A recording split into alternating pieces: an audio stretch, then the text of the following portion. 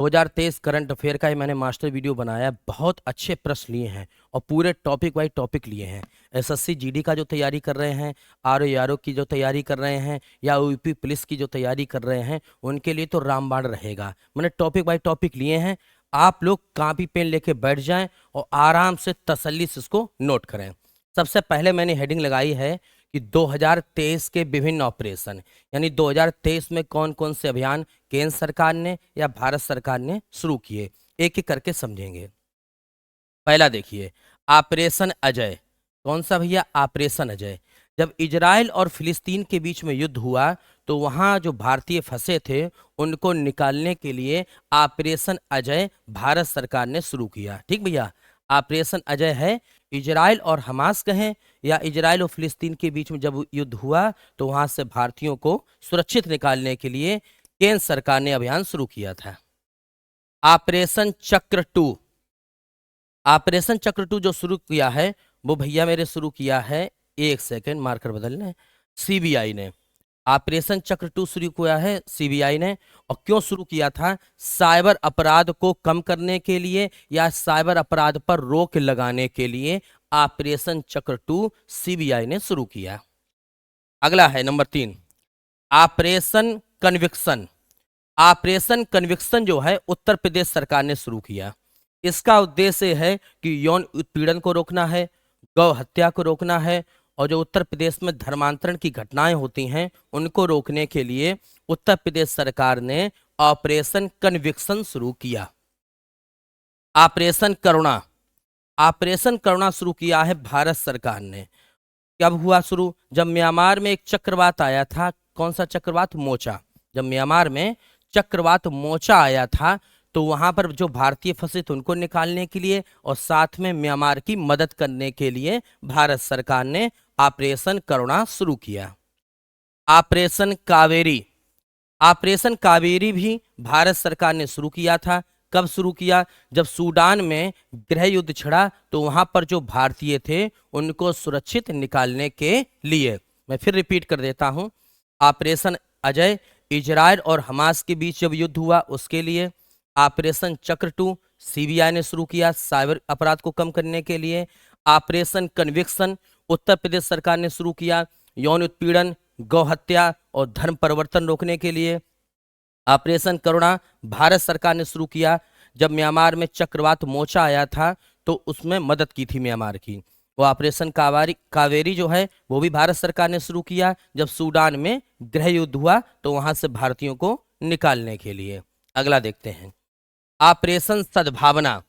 Operation सद्भावना भारतीय नौसेना ने शुरू किया। ठीक, और इस ऑपरेशन सद्भावना क्यों शुरू हुआ है कि जम्मू कश्मीर में जो एलओसी के आसपास ग्रामीण लोग रहते हैं उन्हें बड़ा समस्याएं होती हैं, तो उन लोगों की मदद करने के लिए भारतीय सेना ने ऑपरेशन सद्भावना शुरू किया। ऑपरेशन दोस्त। जब तुर्की और सीरिया में भूकंप आया था 2023 में तो उनकी मदद करने के लिए भारत सरकार ने ऑपरेशन दोस्त शुरू किया। ठीक भैया, तुर्की सीरिया में जब भूकंप आया। ऑपरेशन मेघ चक्र ये सीबीआई ने शुरू किया। ऑपरेशन मेघ चक्र यौन शोषण से जुड़ी सामग्री तमाम लोग क्या करते थे, सोशल मीडिया पर यूट्यूब पर डाल देते थे। इसको रोकने के लिए ऑपरेशन मेघ चक्र सीबीआई ने शुरू किया कि ऐसी सामग्री जो है वो भैया यूट्यूब पर या किसी भी सोशल प्लेटफॉर्म पर ना डाली जाए। ऑपरेशन मिशन अमानत ये अभियान शुरू किया है रेलवे ने। कौन सा? ऑपरेशन मिशन अमानत। इस वजह से शुरू किया रेलवे ने कि जो खोया हुआ सामान है रेल में लोग तमाम छोड़ जाते हैं उनको वो दोबारा वापस दिया जा सके। ठीक, उनकी अमानत उनको लौटाई जा सके। ऑपरेशन उपलब्ध। ऑपरेशन उपलब्ध शुरू किया है रेलवे सुरक्षा बल ने। और क्यों शुरू किया था कि टिकट की कालाबाजारी को रोकने के लिए। रेलवे जो बड़े बड़े रेलवे स्टेशन वहां पर ब्लैक में टिकट बेचती थी उसको रोकने के लिए रेलवे सुरक्षा बल ने ऑपरेशन उपलब्ध शुरू किया। रिपीट सुन लो, ऑपरेशन सद्भावना भारतीय सेना द्वारा जम्मू कश्मीर में एलओसी के पास लोगों की मदद करने के लिए। ऑपरेशन दोस्त तुर्की और सीरिया में जब भूकंप आया उसको में मदद करने के लिए। ऑपरेशन मेघचक्र सीबीआई ने यौन शोषण से जुड़ी सामग्री को रोकने के लिए। ऑपरेशन मिशन अमानत रेलवे ने खोया हुआ सामान लौटाने के लिए। ऑपरेशन उपलब्ध रेलवे सुरक्षा बल ने टिकट की कालाबाजारी को रोकने के लिए। ऑपरेशन गंगा एक केंद्र सरकार ने शुरू किया था। जब रूस और यूक्रेन के बीच युद्ध हुआ था तो वहां जो भारतीय फंसे थे उनको निकालने के लिए ऑपरेशन गंगा शुरू हुआ मेरी जान। ठीक। ऑपरेशन गरुण, ये ऑपरेशन गरुण जो शुरू किया है वो सीबीआई ने और एनसीबी ने संयुक्त रूप से शुरू किया है।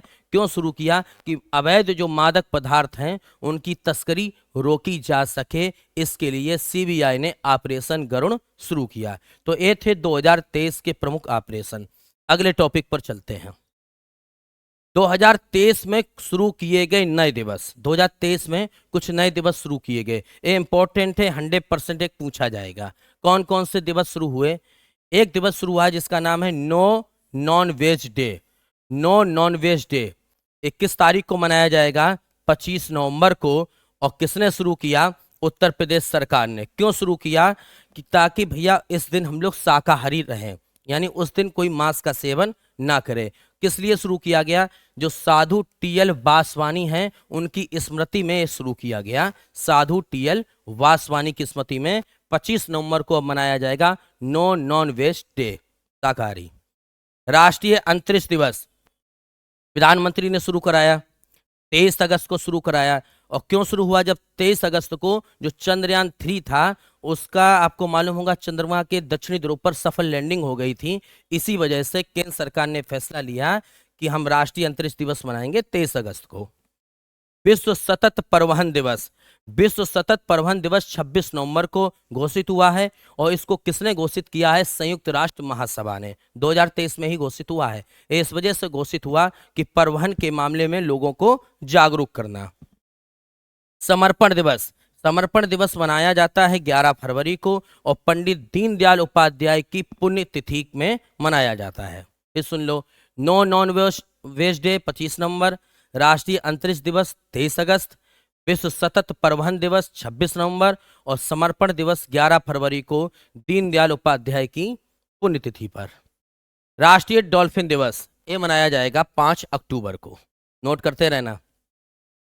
मैत्री दिवस 6 दिसंबर, 6 दिसंबर को क्यों मनाते हैं? कि 6 दिसंबर 1971 को भारत बांग्लादेश आपको मालूम अलग हुए थे, तो भारत ने बांग्लादेश को एक देश की मान्यता दे दी थी। तो उस दिवस को भारत और बांग्लादेश मिलकर मैत्री दिवस के रूप में मनाएंगे, क्योंकि 6 दिसंबर 1971 को भारत से बांग्लादेश अलग हो गया था। स्टार्टअप दिवस इंपॉर्टेंट है, कई बार पूछा जा चुका है, 16 जनवरी को। ठीक भाई, नए नए स्टार्टअप योजनाएं शुरू करने के लिए या नया कोई स्कीम लाने के लिए युवाओं को प्रेरित करने के लिए शुरू हुआ है। पराक्रम दिवस 23 जनवरी, और ये कई बार पूछा जा चुका है। पराक्रम दिवस 23 जनवरी को मनाते हैं सुभाष चंद्र बोस की जयंती पर। ठीक। वीर बाल दिवस 26 दिसंबर, गुरु गोविंद सिंह जो थे सिखों के अंतिम गुरु थे, उनके 4 पुत्रों की शहादत हो गई थी। उसी की स्मृति में प्रधानमंत्री ने तय किया कि हम 26 दिसंबर को वीर बाल दिवस मनाएंगे। अगला, जनजातीय गौरव दिवस। जनजातीय गौरव दिवस मनाते हैं बिरसा मुंडा की स्मृति में और ये प्रत्येक वर्ष 15 नवंबर को मनाया जाता है। बिरसा मुंडा को जनजातियों का भगवान भी कहा जाता है। इन्होंने झारखंड में मुंडा विद्रोह भी चलाया था, जनजातियों को सम्मान दिलाया था। विभाजन विभीषिका दिवस, विभाजन विभीषिका स्मृति दिवस मनाया जाता है 14 अगस्त को, क्योंकि 14 अगस्त 1947 को भारत पाकिस्तान का विभाजन हो गया था। क्लियर है भाई? जनजातीय गौरव दिवस हो गया 15 नवंबर बिरसा मुंडा की स्मृति में, और विभाजन विभीषिका दिवस हो गया 14 अगस्त भारत पाकिस्तान के बंटवारे के कारण। अब आ जाओ 2023 में जिन उत्पादों को जीआई टैग दिया गया वे उत्पाद कौन कौन से थे, परीक्षा में पूछे जाते हैं। 2023 में किन किन उत्पादों को जीआई टैग दिया गया, सुनिए जरा। जम्मू कश्मीर की केसर, वो तो आप जानते ही हैं, वैसे भी फेमस है। और जम्मू कश्मीर की पश्मीना साल या पश्मीना शिल्पकारी को 2023 में जीआई टैग दिया गया। अरुणाचल प्रदेश में खास प्रकार का चावल होता है जिसका नाम है खामाती चावल। कौन सा चावल? खामाती चावल। ये अरुणाचल प्रदेश में होता है और इसको 2023 में जीआई टैग दिया गया। उड़ीसा में एक विशेष प्रकार का चावल होता है जिसका नाम है काला जीरा चावल और इसको जीआई टैग दिया। याद ऐसे कर लेना, उड़ीसा में लोग काले रहते हैं। ठीक। गोवा के काजू को जीआई टैग दिया गया। फिर रिपीट, कश्मीर की केसर और पश्मीना शाल, अरुणाचल प्रदेश के खामाती चावल, उड़ीसा का काला जीरा चावल और गोवा का काजू। आगे आओ। कर्नाटक में कारी इसाद आम को जीआई टैग, कारी इसाद आम एक स्पेशल आम है, इसको जीआई टैग दिया गया। सबसे ज्यादा जीआई टैग दिए गए 2023 में उत्तर प्रदेश को। उत्तर प्रदेश के किन किन चीजों को दिए गए, काफी चीजों को दिए गए, मैंने मैन लिखा है। एक तो अमरोहा की ढोलक, आप तो जानते हैं, वन डिस्ट्रिक्ट वन प्रोडक्ट पढ़ा होगा आपने, एक जिला एक उत्पाद, उसमें भी ये आता है। महोबा में गौरा पत्थर शिल्प का काम होता है तो उसको जीआई टैग दिया गया। मैनपुरी की तारकसी कला होती है, उसको जीआई टैग दिया गया। संबल में हार्न क्राफ्ट को, जो सींग वाले उत्पाद होते हैं, उनको जीआई टैग दिया गया। और खैके पान बनारस वाला, बनारस में पान को जीआई टैग दिया गया। अमरोहा ढोलक, महोबा का गौरा पत्थर शिल्प, मैनपुरी की तारकसी कला, संभल का हार्न क्राफ्ट और बनारस का पान। इसके अलावा और आ जाओ। बनारस के लंगड़ा आम को, हम तो जानते हैं दशहरी, तोतापरी, चौसा है, लंगड़ा है, टिकारी है याद है सब नाम। बनारस के लंगड़ा आम को हमने जीआई टैग दिया है। हाथरस की हींग बहुत फेमस है, अपने यहाँ घरों में यही यूज होती है ज्यादातर। बांदा का सजर पत्थर के क्राफ्ट या सजर पत्थर शिल्प को जीआई टैग दिया गया। मुजफ्फरनगर में गुड़ बहुत होता है और वहाँ का गुड़ फेमस है, उसको जीआई टैग। अलीगढ़ का ताला, ठीक सबको मालूम होगा, और प्रतापगढ़ का आंवला। बनारस का लंगड़ा आम, हाथरस की हींग, बांदा का सजर पत्थर शिल्प, मुजफ्फरनगर का गुड़, अलीगढ़ का ताला और प्रतापगढ़ का आंवला। आगे देखते हैं तमिलनाडु। तमिलनाडु में खास प्रकार का शहद होता है जिसको बोलते हैं मारतंडम शहद, मारतंडम शहद जीआई टैग। तमिलनाडु के सलेम साबूदाना को जीआई टैग। इसके बाद नेगामम सूती साड़ी को, नेगामम सूती साड़ी को जीआई टैग दिया गया। तो यहाँ तीन चीजें हो गई, मारतंडम शहद, सलेम साबूदाना, नेगामम सूती साड़ी।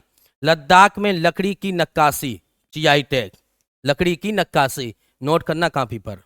बिहार का मरचा चावल, बिहार का मरचा चावल। और छत्तीसगढ़ में नागरी दुबराज नामक चावल है, नागरी दुबराज नामक चावल, इसको हमने जीआई टैग दिया है।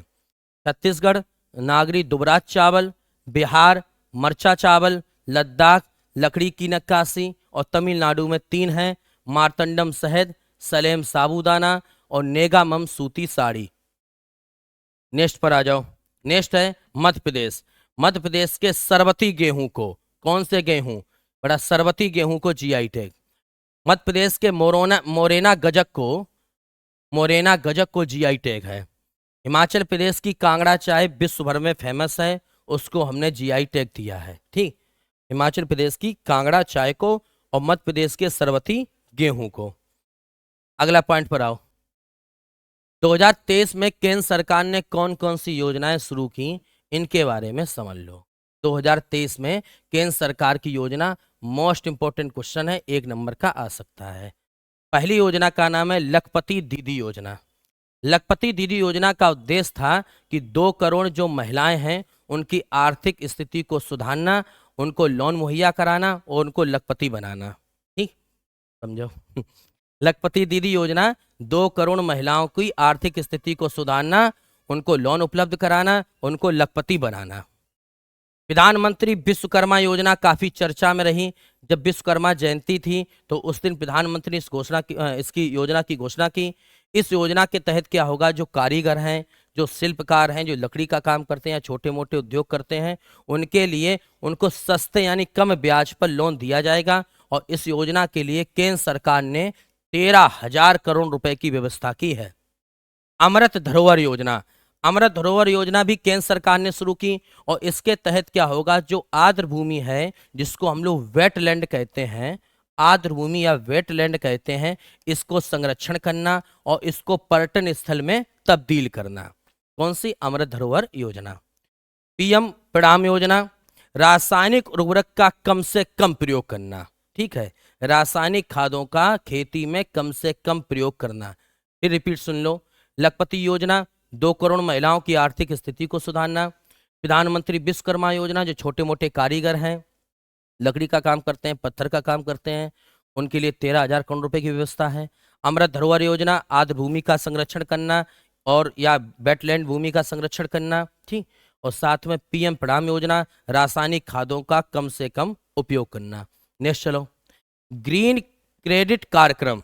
ये योजना देखिए भाई, ग्रीन क्रेडिट कार्यक्रम, इस योजना को शुरुआत किया था पर्यावरण वन जलवायु मंत्रालय ने, यानी पर्यावरण मंत्रालय ने ग्रीन क्रेडिट कार्यक्रम शुरू किया है। इसके तहत क्या होगा कि लोगों को पर्यावरण के महत्व को समझाना या पर्यावरण के प्रति जागरूक करना। इसके अलावा आ जाओ, मिष्टी योजना। मिष्टी योजना भी इन्होंने शुरू की है पर्यावरण मंत्रालय ने, और मिष्टी योजना का उद्देश्य है कि जो समुद्र तटीय राज्य हैं, जैसे गुजरात है, पश्चिम बंगाल है, और भी जो राज्य हैं, वहां पर मैंग्रोव वनों की बढ़ोतरी करना। ठीक, मैंग्रोव वनों की बढ़ोतरी करने के लिए मिष्टी योजना। कपड़ा मंत्रालय ने एक समर्थ योजना शुरू की है, ध्यान रखना, कपड़ा मंत्रालय ने समर्थ योजना। इसके तहत क्या होगा, बड़े बड़े टेक्सटाइल पार्क बनाए जाएंगे। टेक्सटाइल पार्क का मतलब हुआ बड़े बड़े कपड़ा के पार्क बनेंगे, जहां एक ही स्थान पर कपड़ा की बुनाई, छपाई, कटाई सब कुछ होगा। रेल मंत्रालय ने अमृत भारत स्टेशन योजना 2023 में शुरू की, और इस योजना के तहत संपूर्ण भारत के जितने भी रेलवे स्टेशन हैं, उनका नवीनीकरण किया जाएगा। नाउ रिपीट, मैं रिपीट कर रहा हूँ। ग्रीन क्रेडिट कार्यक्रम पर्यावरण मंत्रालय ने शुरू किया, पर्यावरण प्रति जागरूक करना। मिष्टी योजना भी शुरू की, तटीय प्रदेशों में मैंग्रोव वन लगाना। कपड़ा मंत्रालय ने समर्थ योजना शुरू की, टेक्सटाइल पार्क की स्थापना करना या कपड़ा उद्योग को विकसित करना। रेल मंत्रालय ने अमृत भारत स्टेशन योजना शुरू की, इसके तहत रेलवे स्टेशनों का नवीनीकरण किया जाएगा। अगला आ जाओ, सामाजिक न्याय एवं अधिकारिता मंत्रालय एवं आवासीय शहरी मंत्रालय ने संयुक्त रूप से, 2 मंत्रालय हैं, सामाजिक न्याय मंत्रालय और आवास शहरी मंत्रालय, इन दोनों लोगों ने एक योजना शुरू की है। पहली योजना का नाम है नमस्ते योजना। नमस्ते योजना के तहत क्या होता कि जो भारत में सीवर टैंकों की या नालों की सफाई होती थी, तो पहले सफाई कर्मचारी यही फौरा वगैरह से साफ करते थे, तो काफ़ी लोग मर भी जाते थे। तो अब सरकार क्या करेगी, सीवर टैंकों की सफाई के लिए या नालों की सफाई के लिए मशीनें उपलब्ध कराएगी अच्छी किस्म की, ताकि उनको कोई नुकसान सफाई कर्मचारियों को ना हो। इसी मंत्रालय ने एक योजना और शुरू की जिसका नाम है स्माइल योजना, सामाजिक न्याय मंत्रालय ने। इस योजना के तहत जो ट्रांसजेंडर लोग हैं, जो भिखारी लोग हैं, उनको भैया पुनः स्माइल देना, यानी उनकी उन्नति करना, उनको सही आवास, सही भोजन उपलब्ध कराना। अगला, श्रेष्ठ योजना। श्रेष्ठ योजना भी सामाजिक न्याय मंत्रालय ने शुरू की। ठीक, इसके तहत जो अनुसूचित वर्ग के लोग हैं, उनको गुणवत्ता पूर्वक शिक्षा देना। ठीक, अगला, अल्पसंख्यक मंत्रालय ने नया सवेरा योजना शुरू की। इस योजना के तहत जो भारत में अल्पसंख्यक समुदाय के छात्र हैं, उनको आवासीय और उच्च शिक्षा देना, अच्छी शिक्षा देना। रिपीट, सामाजिक न्याय मंत्रालय और आवास मंत्रालय ने एक नमस्ते योजना सफाई कर्मचारियों के लिए, स्माइल योजना ट्रांसजेंडर और भिखारियों के लिए, श्रेष्ठ योजना एससी वर्ग को अच्छी शिक्षा के लिए, अल्पसंख्यक मंत्रालय ने नया सवेरा योजना इस वजह शुरू की अल्पसंख्यक समुदाय को शिक्षा देने के लिए। अगला, 2023 में शुरू किए गए मोबाइल ऐप, कौन कौन से मोबाइल ऐप शुरू किए गए, ये अगला टॉपिक हमारा है। इसमें देखो, 2023 में इनकोर ऐप शुरू हुआ। इनकोर, इस ऐप को शुरू किया है भारतीय निर्वाचन आयोग ने। इस ऐप के तहत क्या होगा कि चुनाव प्रणाली को आसान बनाना, आसानी से वोट बनवाना, ये सब सुविधाएं आपको दी जाएगी। ठीक, अगला, उल्लास ऐप।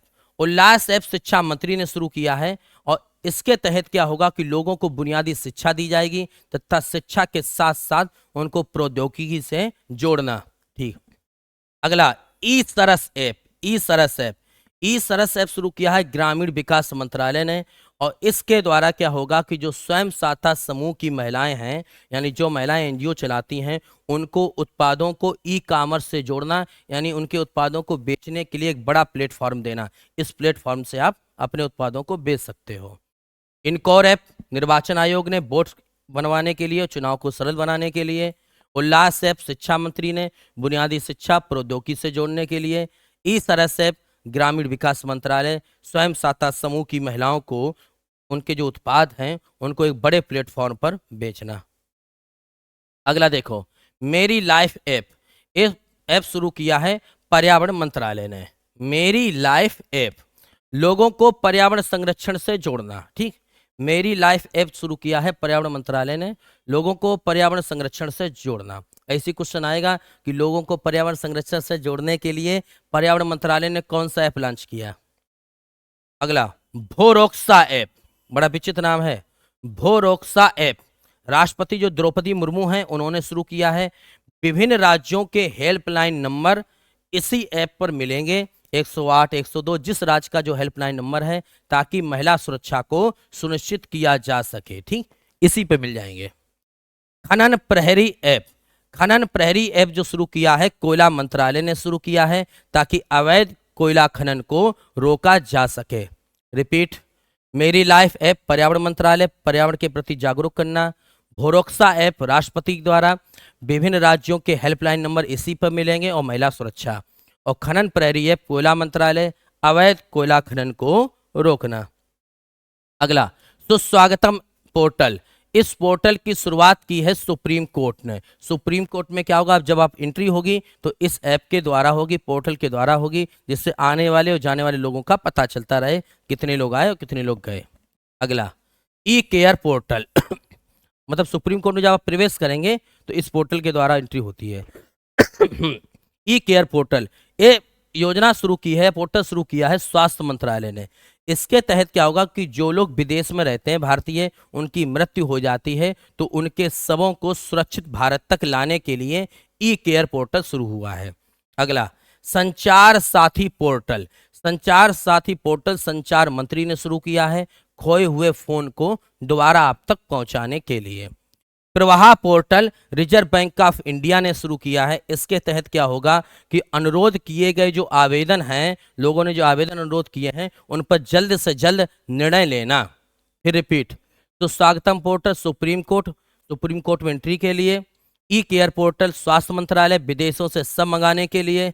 संचार साथी पोर्टल संचार मंत्री ने, खोए हुए फोन का पता लगाने के लिए। Prabha portal reserve bank of India द्वारा अनुरोध किए गए आवेदनों पर निर्णय लेने के लिए। लास्ट पेज पर हम लोग आते हैं। अगला है ऐप साथी ऐप। साथी ऐप शुरू किया है कृषि मंत्रालय ने, और इस ऐप के द्वारा क्या होगा, इस ऐप पर किसानों को गुणवत्तापूर्ण बीज की जानकारी दी जाएगी कि किस फसल के लिए कौन सा बीज सर्वोत्तम रहेगा। वैदिक हेरिटेज पोर्टल, वैदिक हेरिटेज पोर्टल शुरू किया है संस्कृति मंत्रालय ने, और इस पोर्टल के द्वारा लोगों को वैदिक ज्ञान और